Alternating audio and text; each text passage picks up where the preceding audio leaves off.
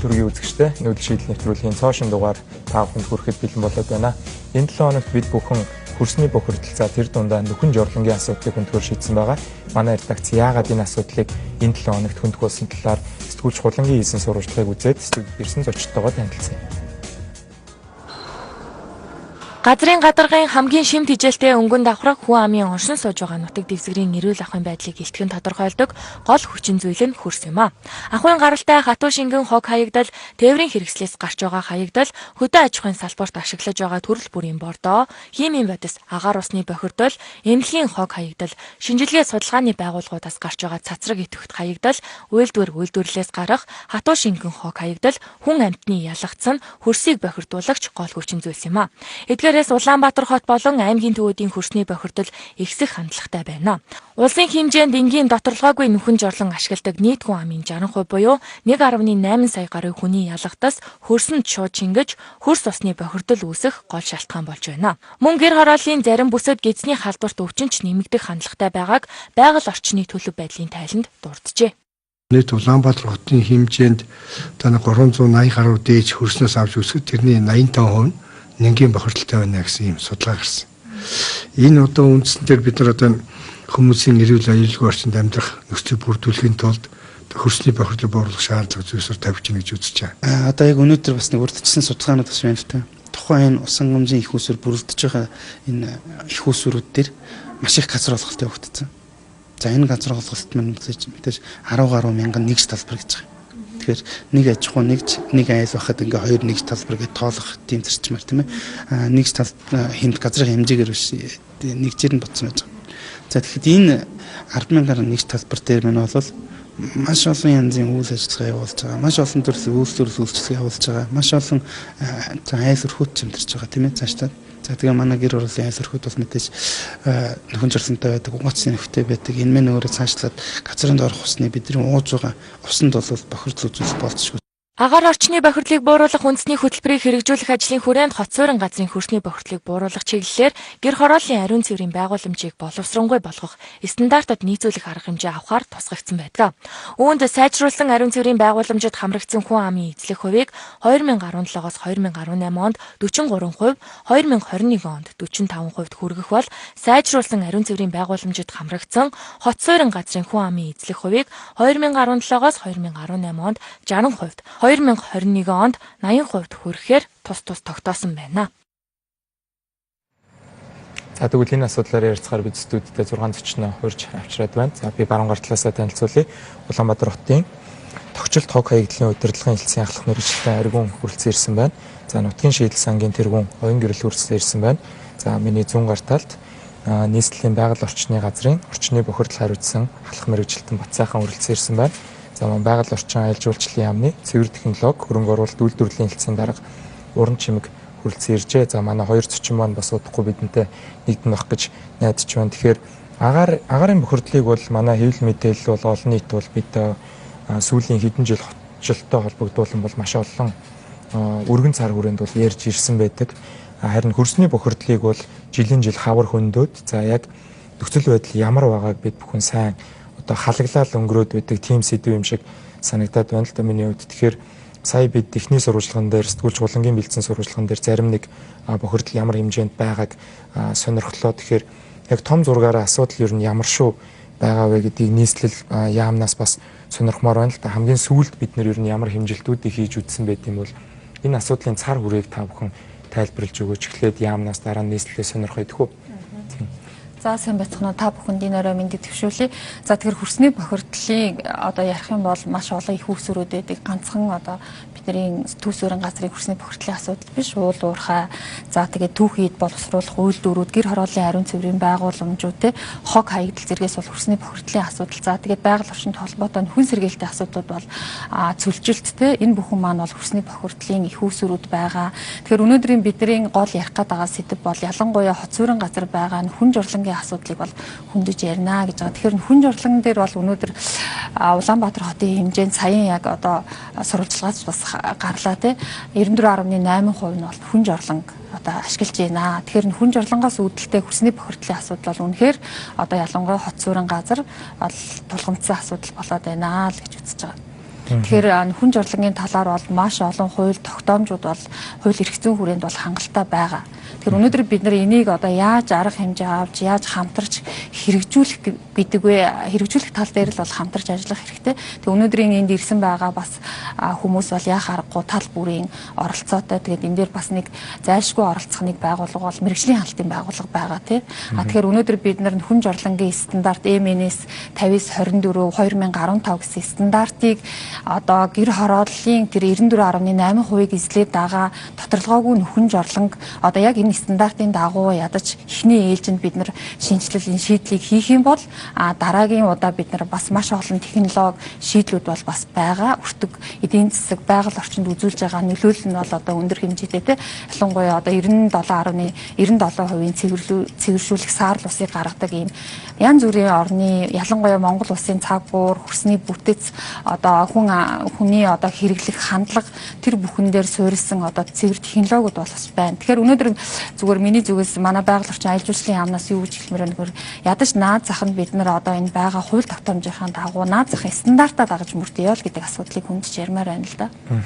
За баярлалаа. Тэгэхээр бат сайхан мэрэгжилтнээс бас асуудал ямар түвшинд байгааг сонирхохоос өмнө бид бүхэн өнөөдөр 6 цагийн өмнө та нөхөн журлангоо шаардлага хангасан ариун цэврийн байгууламжаар солих тухай судалж үзсэн үү гэдэг асуултыг бас Facebook хэрэглэгчдээсээ асуусан байгаа. За Facebook-ээр явуулсан судалгаанд бол санал асуулгад бол одоо 381 хүн Facebook хэрэглэгч хариулсан байгаагаас 72% нь үгүй гэж хариулсан байна. 28% нь бол тийм гэсэн байна. Тэгэхээр бас мэдээлэл бага байна уу гэж зөвхөн энэ дээрээс дүгнээд хэлэхэд тийм үр дүн харагдаад байдаг. Тэгэхээр мэдээч хэрэг нийслэлд хүн амын манд дийлэнх нь байгаа болохоор нийслэлийн хэмжээнд энэ асуудлыг яг аль төрлийн агентлагын хариуцдаг гэдгийг бас сонирхмоор байна л да.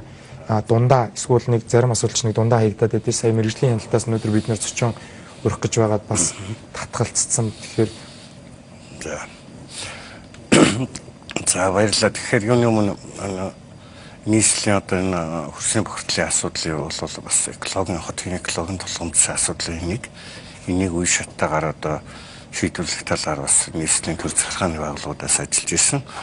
Түрүүн таны хэлсэн асуултанд гарсны дагуу би нэг товчхон зүгээр одоо яг судлагдсан байдал нь ямар гэдэг юм бэ гэдэг талаар нэг 2-3 хэлбэрээр хэлье гэж бодож байна. 2014 онд нийслэл шинжлэх ухааны академийн газар зүйн хөрөлнгээр Улаанбаатар хотын хөрсний бохирдлын талаар судалгаа хийсэн байдгийн. Энэ бол үнцний алдаагүй. Энд бол ялангуяа хөрсний нэнгийн бохирдол, органик бохирдол, одоо хүнд металлын бохирдлын талын гол одоо тав харимтууд бол өвгөөр гарсан. За өнгөрсөн онд манай нийслэлийн байгаль орчны газар санаачлаад бас төрийн бас байгууллагын одоо өөрсдийнх нь хөрөнгөөр гэдэг юм уу нийгмийн хариуцлагын хүрээнд бас хүнд металлын хөрсний хүнд металлын судалгааг 100 цагт төржилсэн аргаар хийсэн. Тэгэхэд бол өнөөдрийн байдлаар яг нэнгийн бохирдлоос илүү хүнд металлын бохирдол бол бас аюулын харанга одоо дэлдэх төвшөнд болтогч очичаад байна. Ялангуяа хаан хол дүүргийн 3 дугаар хороо буюу одоо нөгөө аль ширний үйлдвэр байсан хүчин газрын тэр орчин бол нэлээд их хэмжээгээр гараад байгаа маа. Тэгэхээр ер нь бол яг хөрсний бохирдол гэдэг бид нар байгаль орчин талаасаа бол яг бас өргөн хүрээнд нь ойлгож байгаа. Энд бол хөрсний доройтол орно, хөрсний эвдрэл орно, тэгээд яг цэвэр бохирдол орно. Энэ утгаараа манай анзраас бол энэ жил одоо анхудаа одоо Монголын эрдэмтдийн арга зүгээрч гэдэг юм уу налаагт нэг 500 одоо нэлээд том хэмжээний газрын хөрсний нөхөн сэргэлт хийх гэж байгаа. За анхудаа мөн эвдэрсэн газрын тооллого хийх гэж байгаа. За мөн хүнд металлаар бохирдсон хөрсийг саарамжуулах ажлыг бас туршиж үзэх гэж байгаа. Ийм ажлууд хийгдэж байгаа. Тэгэхээр ер нь бол та энэс ингээд үзэхэд та бид үзэхэд энэ бол хөрс хамгаалал гэдэг маань өөрөө айгүй бас агаар шиг юм одоо байгалийн 3 чухал биеиндээ харилцан шүтэлцээтэй агаар ус хөрсөн компонентууд байгаа ч гэсэн хөрс маань өөрөө бас олон юмнаас бүтнэ. Энэ утгаараа мэдээж хариуцж байгаа тэр агентлаг байгууллагууд нь мэдээж тусын үүрэгтэй байна. Жишээлбэл хотод гэхэд одоо захирагчийн ажлын алба болвол одоо яг нэнгийн талын бохирдлоо гэр хорооллынхаа хог хаягдлын асуудлыг баярлалаа бацаахан.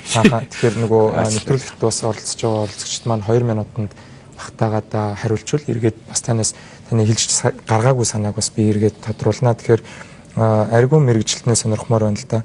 Хог хаягдлын хувьд хүмүүс маань одоо энэ судалгаан дээрээс миний бас нэг анхаарлыг татчих байгаа нь за гэр орооллын нийт өрхийн бол 94 за дийлэнх нь бол ингээд нүхэн журлан ашиглаж байгааг бид нар мэдчихэж байгаа. Энийг бол судлаад авахгүй одоо бид нар очиод айлаар ороход л харагдана. За ийшээгээ бохор усаа бас айлууд маань хийдэг. За тэгээд нүүрсний хог гэд за тэндээс нөгөө саяны хэлдэг хүнд элемент гэдэг зүйл бол ороод явчихнах зарим судалгааг харахаар. Тэгэхээр хог хаягдлын чиглэлээр энэ асуудлыг бууруулахад одоо Улаанбаатарчууд маань хизээ одоо англиар бол recycle гэж нэрлэдэг те ялгаж эхлэх вэ? Энэгээр явж байгаа санаачлалууд юу вэ гэдгийг сонирхмоор байна л да.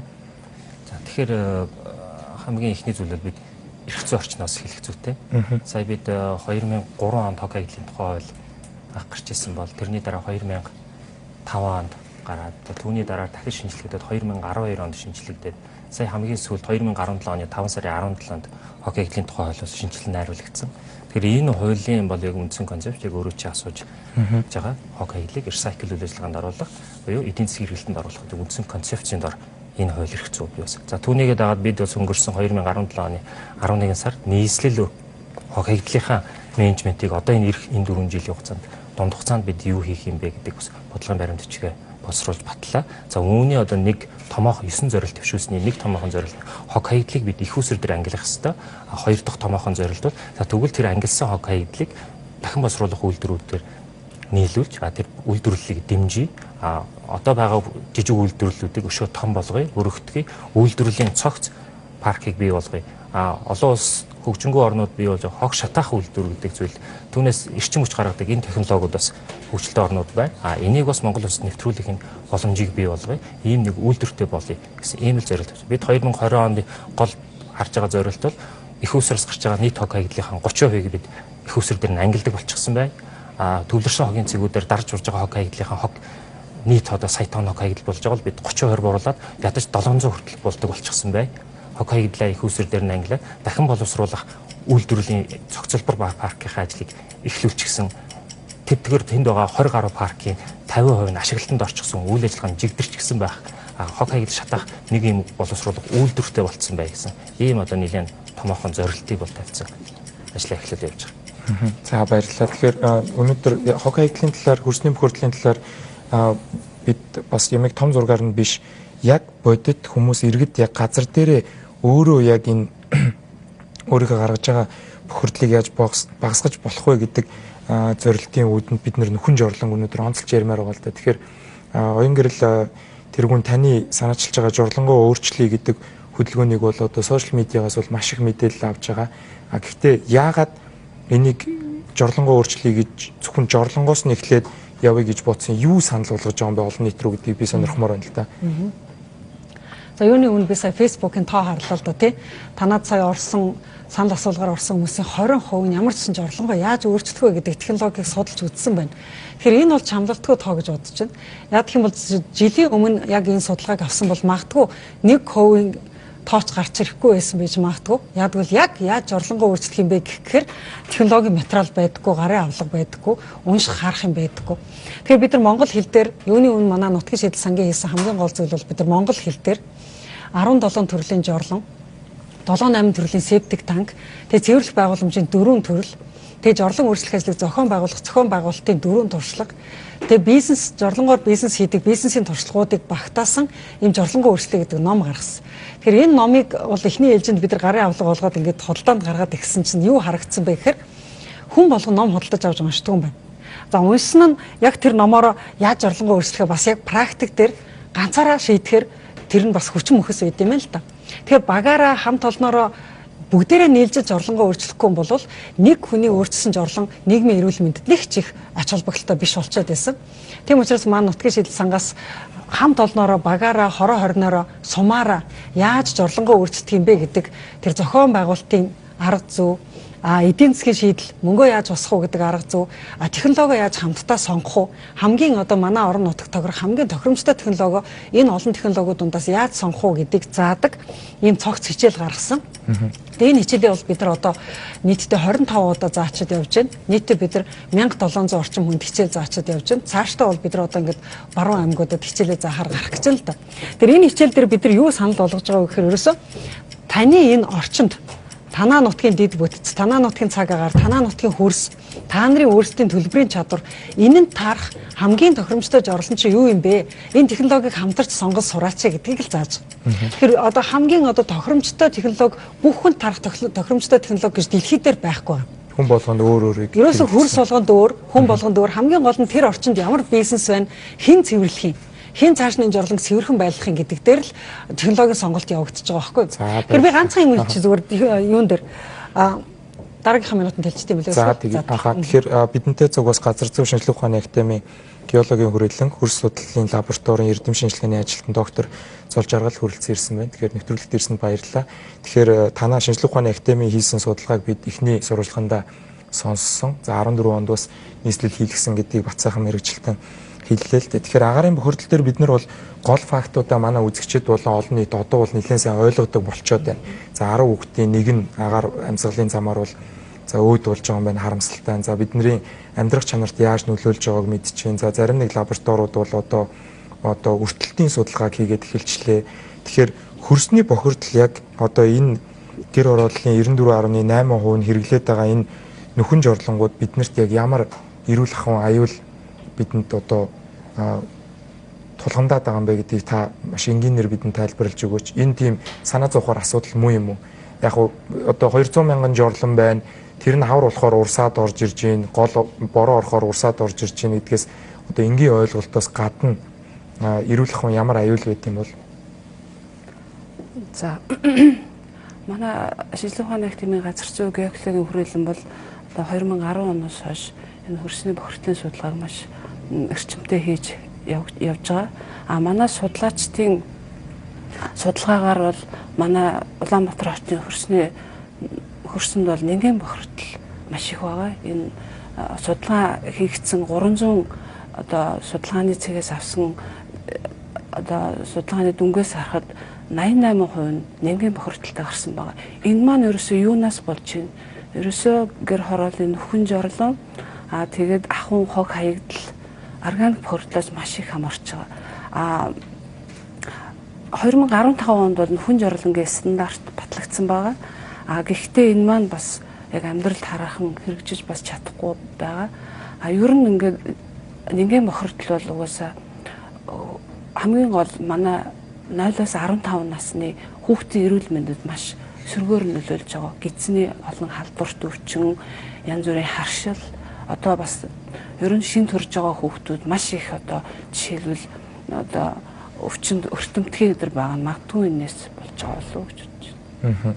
Тэгэхээр байгаль орчны яамнаас бол та стандарт байгаа 15 оны стандартыг бол хэлж байна. Тэгэхээр уран чимэг дараагаас сонирхмоор байна л та. Энэ стандартыг мөрдүүлэхэд хэр үнэтэй стандарт вэ? Яагаад тэгэхээр одоо сошиал медиа дээр өнөөдрийн сэдвийг зарлахад л ядуурл буюу одоо яг гэр оролт байгаа айлууд чинь дундаж болон бага орлоготой байгаа.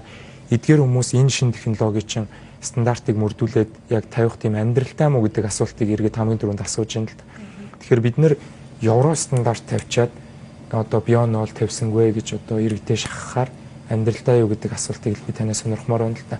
Эсвэл энэ их боломжийн хүмүүс зөвхөн мэдээлэлгүй байна уу гэдэг дээр та яаж харж байна? За тэгэхээр яг түрүүн би бас хэлжсэн энэ стандартыг л дагаж мөрдмөр байна гэдэг. Энэ стандарт маань маш энгийн. Одоо өнөөдөр хүн болгон 0.7 газартаа 0 одоо төлөвлөлтөө хийж байгаа тий 0 барьж байгаа. Тэгэхээр өнөөдөр бараг ихэнх нь одоо хэдэн хувь нь 60 гаруй хувь нь хүн жорлон ашиглаж байна гэхээр дахиад хүн жорлон барих одоо 0 барих ямарч газаргүй болцсон байгаа ш. Тэгэхээр яг энэ стандартын дагуу хэрвээ та барих юм бол одоо дор хаяж 5-6 жил ашиглах боломжтой. Тэгэхээр би энэ дээр нэг юм хэлмээр байна л да. Манай байгаль орчин аялал жуулчлалын яам Азийн хөгжлийн банкны зээлийн одоо буцалтгүй тусламжаар гэр хорооллын ариун цэврийн байгууламжийг сайжруулах замаар хөрсний бохирдуулыг бууруулах гэд 2017 оноос 19 оны хооронд одоо төсөл хэрэгжүүлж байгаа. Энэ төсөл маань бол сонгон хайрхан дүүргийн 6-7 дугаар хороо, Баянзүрх дүүргийн 27 дугаар хороо дээр бол хэрэгжиж байна. Энэ төслийн хүрээнд бол 1500 одоо энэ яг энгийн хүн жорлонг одоо сайжруулсан ариун цэврийн байгууламжаар солих ийм төсөл хэрэгжиж эхэлж байгаа.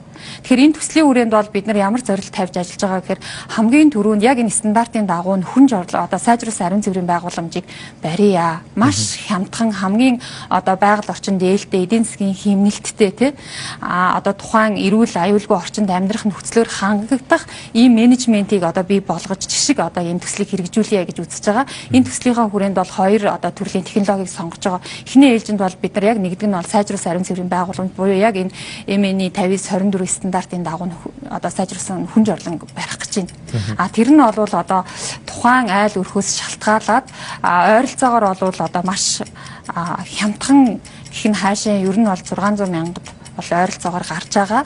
Тэгээд ганцхан бид нар хүн жорлонгийн одоо тухайн хашаанд нь бариад өгөөд орхих биш. Тухайн одоо хороо хорин одоо иргэн төрийн бус байгууллагууд те төрийнхэн хамтраад одоо олон нийтийн зөвлөлийг байгуулна. За тэгээ хог хаягдлын менежментийн систем байгаа манай Улаанбаатар хотод хэрэгжиж байгаа Монгол улсад хэрэгжиж байгаа. Одоо яг нөгөө хогоо ингээд тодорхой өдрөөр ингээд аваа явдаг шүү дээ. Тэрнтэй адилхан одоо яг нөгөө саруулдаг хүн жорлон хийж байгаа. Ер нь бол энэ стандартын дагуу. Тэгэхээр яг саруулдаг энэ менежментийн хамтд нь хийж өгье. Жишээлбэл нэг өрхөөс одоо жилд 46 мянган төгрөг гаргаад тэр юугаа соруулдаг. Тэгэхээр энэ дээр бас ажлын байр бас бий болж байгаа. Тэгэхээр одоо хамтдаа одоо энэ шийдлийг бий болгох тал дээр манай энэ төсөл бол яг ингээд эхэлж байгаа. Тэгэхээр за 600 мянган төгрөг гэдэг л мэдээлэл надад бол ингээ айгүй ойлгомжтой байна л да. За энэ бол манай одоо хөдөлмөрийн хөлсний доод хэмжээнээс 3 дахин илүү. За дундаж өрхийн орлогоос бол бага байна. Тэгэхээр оюун гэрэл тэргүүнээ сонирхмоор байна л да. Та нар 17 жорлон бол ингээд номонд орцсон санал болгож байгаа юм байна те. Янз бүрийн айлууд байгаа, янз бүрийн хэмжээтэй хүн жорлон барьсан байгаа. Тэгэхээр одоо зүгээр хүмүүс одоо хар ухаанаар за би хүрц бариад ингээд хийцэн юм шиг нойлын сул тал нь юу вэ? Тэрийг хүмүүс яаж соруулж чинь? За энэ санал болгоод байгаа 17 ер нь өртгөн хідээр босгоор байна гэдгийг шууд хүн жорлонгоо задлаад ярмаар байна л да те. Ямар сонголтууд байна. Энэ зам магадгүй би лагер дээр ч гэсэн шийдлээ сураад авъя гэж бодсон. За манайх бол нутгийн шилсэн урд нь 5 жилийн турш янз бүрийн жорлон ивент итгэжсэн. Одоо яг Азийн хөгжлийн банкнаас жорлон барих байгаа гэдэг шиг энэ бол их том скейлээр ярьж байна л да. Манайх бол цөөхөн жижигхэн мөнгөөр бараг 100-аад жорлон өнгөрсөн 5 жил бариулсан. Тэгээ бидний гаргасан хамгийн том алдаа бид нар өөрсдөө дүгнж байгаа хамгийн том алдаа юу гэхээр бид нар хүмүүсээс асуухгүйгээр хүмүүсээр технологи сонгуулахгүйгээр айгүй гой жорлонгууд өгч бариад өгсөн байхгүй. Тэгээ био жорлон энэ төр барьж өгөл, сорулдаг жорлон энэ төр барьж өгөл. Тэгэл хүмүүс ч нөгөө бэлэн жорлонгоо хэрэгжилжэл сорулдаг жорлон дүүрээд ирэнгүүт бид нар яаж алдаа гаргасан байсан бэ гэхээр цэвэрлэх байгууламжгүй газар очиод сорулдаг жорлон бариад өгсөн. Цэвэрлэх байгууламжийн машин хизээч ирдгүү, хизээч сордгүү дүүрэнгүүт нь буцаад нөхөн жорлондоо бийцчихдэг. Эсвэл хизээч тэнд биологийн компост хийдэг үйлдвэр байхгүй газар очиод компостын жорлон бариад өгсөн. Тэгээ нөгөө компостын дүүрээд ирэхээр тэрийг малтаж гаргадаг ч хүн байхгүй, цэвэрлдэг ч хүн байхгүй, тэгээ буцаад нөхөн жорлон руу. Тэгэхээр зэрэг жорлон гэдэг бол айгүй тийм найдвартай байгууламж байх хэрэгтэй юм билээ. Яг банк шиг ингээд тасралтгүй ажилдаг. Бидний бодоогүй юм юу байсан бэ гэхээр энэ жорлонг тасралтгүй цэвэрлэх бизнес нь байна уу гэдгийг ерөөсөө шийдээгүйгээр май гой жорлон гэж өгөөдсөн байхгүй. Тэгэхээр зэрэг одоо бид нар хичээл дээр ер нь юу зааж байгаа вэ гэхээр хамгийн гой жорлон бол хамгийн гой жорлон биш ээ. Танаа нутагт цэвэрлэгддэг жорлон ч хамгийн гой жорлон шүү. Цэвэрлэх үйлчилгээнд байхгүй бол ямар ч гой жорлон, ямар ч хямдхан жорлон битээ аваарай. Яг танаа нутагт цэвэрлэх үйлчилгээнд болдог. Танаа ажилчид хурцээ бариад цэвэрлдэг, эсвэл сороод цэвэрлдэг. Эсвэл ерөөсөө ингээ хатаагаад те шороо улгаад цацчдаг. Хамгийн цэвэрлэхэд хялбар жорлонгос сонгороо гэдгийг л одоо хичээл дээр зааж байгаа. Үүн төлбөрийн хувьд гэвэл бүр 50 мянган төгрөгөөрч барьж болно. Одоо зүгээр тааран жорлонгооч гой болгож болно малчтынхаа. Гэхдээ тэр үнэндээ биш хамгийн гол нь технологийн сонголтонд юм билээ. Тэгээ би дахин хэлэхэд энэ нөгөө бүх манай хөрсний бохирдлын хамгийн гол бохирдол бол нянгийн бохирдол ингээ бүгдээр яриад байна шүү дээ. Энэ нянгийн бохирдол яагаад гараад байгаа юм бэ гэхээр хизээч цэвэрлдэггүй жорлонгуудтай уулзраас л гараад байгаа. Бид нар нэг насны жорлон, гүнзгий жорлон барьцдаг. Тэгээ насны нянтайгаа тэнд амьдарч байгаа. Тэр нь үржээл. За тэгэхээр бацаахан мэрэгжилтнээс дахиад одоо шууд амьдралд ойрхон юм асуумаар байна л да. Тэгэхээр хүмүүст за 1700 хүн хичээл орчлоо, 1500 хүн 2 жилийн дотор ямар ч л байсан Азийн хөгжлийн банк байгаль орчны яамтайгаа хамтраад манай нийслэлийн 1.3 сая иргэнээс зарим нь бол ингээд тэлэн сайхан болоо явчих юм байна.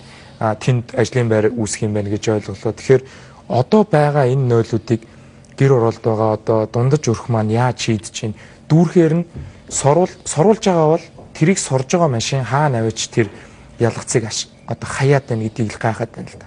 барилгын хог дээр бол яг ийм асуудлаар мэдээ хийж өгөөч гэд манай редакц руу байн хандаад байгаа. Хогийн барилга нь тий. Тэгэхээр одоогор бол яг тэр сургуулж хийж байгаа юм бол би лав мэдэхгүй. Тэгэхээр ийм байгаа. Тэгэхээр тэр айлын чин газар дуусчих штэ. Дуусна. Одоо ийм байгаа. Нөхөн жорлон хэдэн жил хэрэгжилж байна гэсэн үг үү? Яг 5 10 жил 20 жилч болсон жорлонгууд л да. Одоо угаасаа бид нэг юм асаа ойлгох хэрэгтэй. Хүний ялгас өтгөн шингийн ялгас бол өтгөн ялгас бол ялангуяа энэ бол хог хаягдл биш. Бордоо. Байгалийн бордоо байхгүй. Компост болно. Тэгэхээр бид нэр гууч уламжлалаараа нөгөө нэг жорлон хажууд муусны нөхтэй тэр лүгөө угаасан хувцастай химийн нундагтай юм авчаа хийчихээр энэ маань ялгаж нөгөө нэг ресайкл хийж дахин ашиглаж болохоо бичиж байгаа байхгүй. Түүнээс яг нөгөө нэг одоо өтгөнөөрөө шингэн тэгээд муусны нөхөн гэж хэлдэг шүү дээ. Тэр нь тусдаа байдаг бол дахин ашиглаж болно. Зөвхөн наад захын нэг жишээ ихэд тий англи ялгалт бас л нөгөө нэг бид нэг агаар дээр ганцхан 100-аар эсвэл түлшээ шийднэ гэж байдаг шиг энэ маш олон технологи шийдлүүд байгаа байхгүй. Зөвхөн ганцхан жишээ танд хэлэхэд нэг 100 мянган төгрөгөөр ийм суулт гарцсан байгаа. Доороо 2 явтай. Тэр нь бол өтгөн шингээ 2 ялгана. Өтгөн гэж хэлдэг. Тэгээ нөгөө нэг юу яа сургууль нь одоо тийм тохиолдол бол болж байгаа байхгүй. Эсвэл одоо Оросын сайн технологи гарсан басан дөс доктор ирсэн уулна. Зүгээр нөгөө өтгөнийг шороотой холиод зүгээр шороотой жолно. Тэгээ жоохон өстэй холиод хар шороо ус гаргаад ирж байгаа байхгүй бордоо. Тэр бол хизээ энэ шийдэгдэх үхээр энэ төрөн онгөрл тэрүүний хэлдэг шиг хог хаягдл биш. Энийг хүн түүхий юм гэж харсан үед хүн хэрэгтэй юм гэж харсан үед нийгэм тэгж одоо харж ошиосон гэдэг юм. Тийм болсон үед л энэ маань асуудал шийдэгдэнэ тий. Гэхдээ энд алхмаар явж байгаа. Иргэдээс өмнө би бол юуны өмнө нөгөө хог хаягдлын шин одоо хуулиараач тэр аж ахуйн нэгж байгууллагууд ялангуяа баазууд тий одоо эднээс 6 сарын 1-ээс тусгай хамгаалалтын газар нутгуудад бол нөхөн жорлон яхахыг хоригдсан шүү дээ. Тэрэн шиг аж ахуйн нэгж байгууллагууд өөрсдөө нийгмийн хариуцлагын өрөөнд одоо иргэдэд үлгэр жишээ болмоор байгаа байхгүй. Ийм шийдлүүдийн ингэ.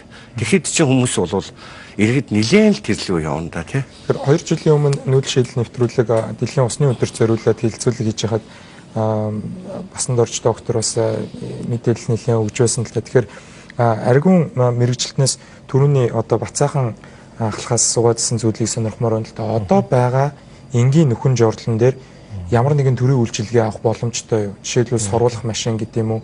Нийслэлийн хог хаягдлыг зохицуулж байгаа үйлчилгээнүүд донд яг ийшээ чиглэсэн ажил явж байгаа юу? Эсвэл иргэд өөрсдөө шийдээл сайхан 5 жил хэрэглээл булаал хашааныхаа нөгөө буланд руу шилжүүлээл хөдөө байдаг шиг ингээд булаа яваад байна уу? Тэгэхээр яг зүгээр хог хаягдaltaй зөөрлөд ийм харах бол яг одоо хог хаягдлын асуудал хариуцсан бидний зүгээс бол энэ бол арай болох хэцүү. Яг тэгэхээр бид сард гаргаж байгаа тэр үнс нурам хог хаягдлынхаа төлөө сард 2500 төгрөг төлж байгаа шүү дээ тийм. Түүнийг 60% төлж шүү дээ. Тэгтэл бид одоо жилд бохир соруулах үйлчилгээг тухайн иргэнээс бас тодорхой төлбөртэйгээр ингээ авдаг болно гэдэг бол мэдээж ирээдүйд би бол нэг бий болох ёстой систем гэж харж байгаа. Гэхдээ яг өнөөгийн байдлаар энэ бол бас нөгөө түрүүний таны асуудаг амжиргааны төвшин яг одоо хүний амьдралд бол их нийцгээд их хүндрэлтэй ийм нөхцөл. Зүгээр энэ дээр зарчим ажлын яал би гэж одоо яг нөгөө нэг талаас өнөө маргаашаа бодно гэж байгаа. Яг энэ сая онгөрл тэргүү хэлж जैन те манай байгаль орчны яамнаас ирж байгаа төсөл хөтөлбөрүүдийг энэ томоохон шийдлүүд өшөө энэ гэр хорооллыг барилгажуулах төсөл гэдэг маш олон энэ хөрсний бохирдлыг одоо ирээдүйд байхгүй болгох шийдлүүдийг болтол нэг юм хугацаа байж байгаа. Болтол энэ хугацаанд бол тэгвэл бид гэр хорооллын хөрсний бохирдлыг бохирдуулаад байгаа нөхөн жорлонгуудыг бактерийг задалдаг ийм янз бүрийн бүтээгдэхүүнүүд, амьд бактериуд, гадны импортлдог бодисууд нэлээд бий болчих. Энийг бид тэгвэл иргэдтэй түгээе, үүнийг таниулъя гэж. Одоо Японд одоо бидний мэдхээр Японы нэг зүгээр хөдөөний нэг айл хөрхөл жорлонд нөгөө амьд бактери ингээ өрөөтэй байж идэг. Зүгээр технологийн дагуу тодорхой хугацаанд ингээл өөрөө хэрэглээд бохир өөрөө задлж идэг, хэмжээнд багасч идэг, хөрсөнд ямар нэгэн бохир төзүүлдэг. Одоо хувийн одоо бааз суруулна гэж бид нэр амын яриагаар ярьдаг те. Хувийн компаниуд ямар хэдэн төгрөгөөр энэ үйлчлэгийг явуулдаг юм бол метр